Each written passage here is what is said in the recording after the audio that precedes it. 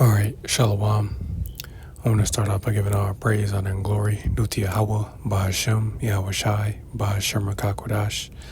I'd like to give double honors unto the apostles and the elders of Great Millstone, who I learned this truth from, and I'd like to say peace and salutations unto the hopefully elect. And today is July 15th, 2024, Missile Monday. And I have this article from Newsweek, and it says U.S. ally threatens nuclear-armed North Korea with regime destruction. So as you can see, the clip that I featured earlier, it pretty much showed, Vladimir Putin and Kim Jong-un, because again, they met with each other recently, because it's all biblical prophecy, man. These world leaders meeting together to pretty much come up against America in these last days. So I'm just going to read a little bit of this article and bring out a few scriptures, Lord willing. This lesson is edifying and straight to the point. It says, South Korea said Kim Jong-un's regime in the north faces a certain end if it uses nuclear weapons, a strongly worded statement that came after Pyongyang blasted Seoul and Washington for opening the door to further nuclear force developments to the peninsula. If North Korea attempts to use nuclear weapons, the overwhelming response of the South Korea-U.S. alliance will bring about the end of the North Korean regime, the Defense Ministry in Seoul said on Sunday. There is no scenario in which the North Korean regime will survive after using nuclear weapons, the ministry added. Kim's government has stepped up its ballistic missile test despite existing prohibitions backed by the UN Security Council amid spiraling tensions on the Korean Peninsula. Pyongyang has threatened to launch a preemptive nuclear strike to defend its territory from what it's claimed is an impending invasion. Says in Washington, D.C. last week, President Joe Biden met South Korean counterpart Yoon Suk Yeol and recommitted the full range of U.S. capabilities, including nuclear, to the defense of the longtime U.S. treaty ally. And I'll read a little bit more and that'll be it, man. I don't want to make this one too long.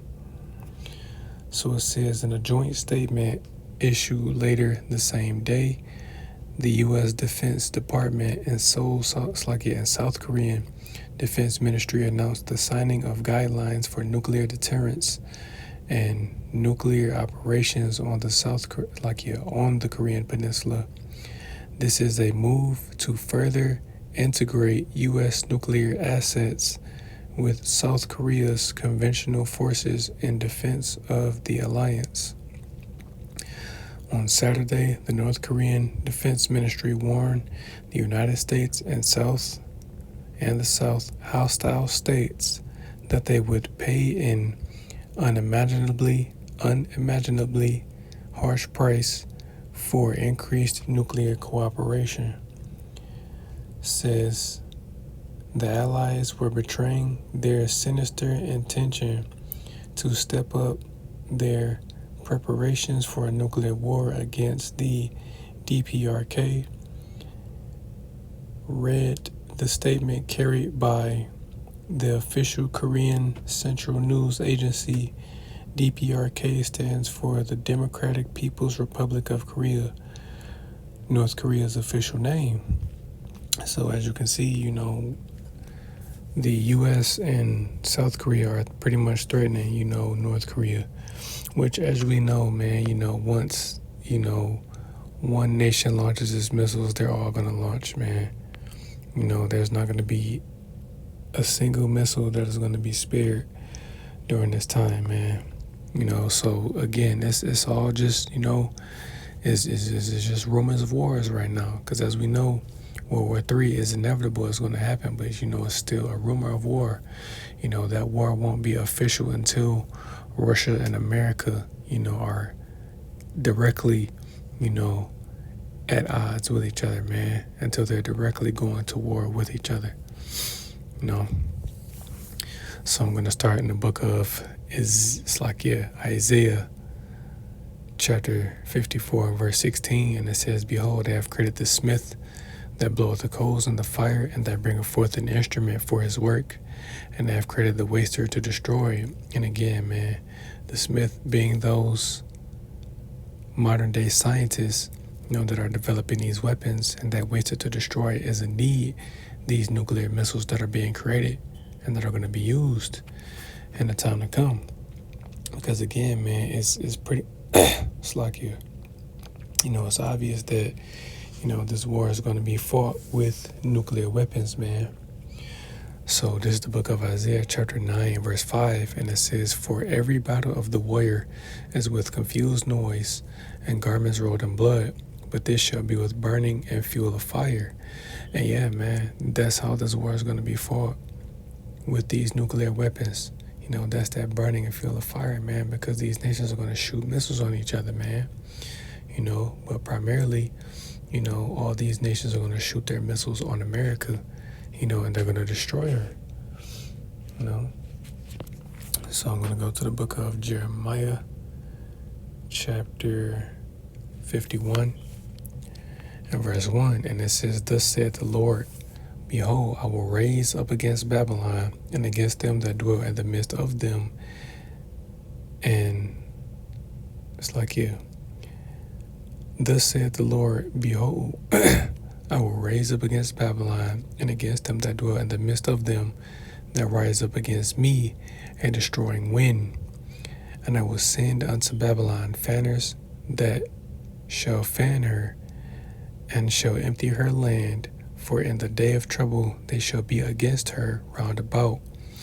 Against him that bendeth, let the archer bend his bow, and against him that lifteth up himself in his brigandine, spare ye not her young men, destroy ye utterly all her hosts. So yeah, man, as it says, all these nations are going to be against America, man. Even America's allies are going to turn on her, and they're going to shoot their missiles over here as well. That's those fanners, man, those missiles that destroy and win.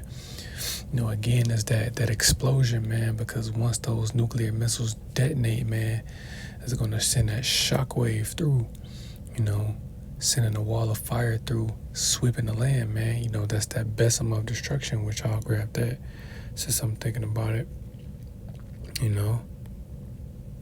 It's like, because again, that's ultimately what these missiles are going to do, man. They're going to sweep this land. They're going to cleanse the earth, man, because these missiles aren't only going to be used to destroy, but they're also going to be used to cleanse, man. It's pretty much going to undo all the damage that Esau did in the earth, man. So this is the book of Isaiah, chapter 14 and verse 23. And it says, I will also make it a possession for the bittern and pools of water, and I will sweep it with the besom of destruction, saith the Lord of hosts. So yeah, man, those missiles are what's going to sweep this land, man, because again, that's that destroying wind, that wall of fire that's going to sweep through this place, man. So I'm going to end it on this. This is the book of Joel chapter 3 and verse 9. And it says, Proclaim ye this among the Gentiles, prepare war, wake up the mighty men, let all the men of war draw near, let them come up. Beat your plowshares into swords, and your pruning hooks into spears. Let the weak say, I am strong. Assemble yourselves and come, all ye heathen, and gather yourselves together round about. Thither cause thy mighty ones to come down, O Lord. And I'll just read verse 12, and that'll be it. It says, Let the heathen be wakened and come up to the valley of Jehoshaphat, which is in the Hebrew Yahweh-Shaphat, for there I will sit to judge all the heathen round about. So yeah, man, these nations are gearing up for war, and that's where the Lord is going to judge them, man. In the valley of Yahweh Shabbat. He's going to judge all these nations, because these are the nations that fought against the nation of Israel. So ultimately, he's going to fight against them and take them out, So, Lord willing, this lesson was edifying. I want to give our praise, honor, and glory due to Yahweh, Bahashem, Yahweh Shai, Bahashem Rakakwadash.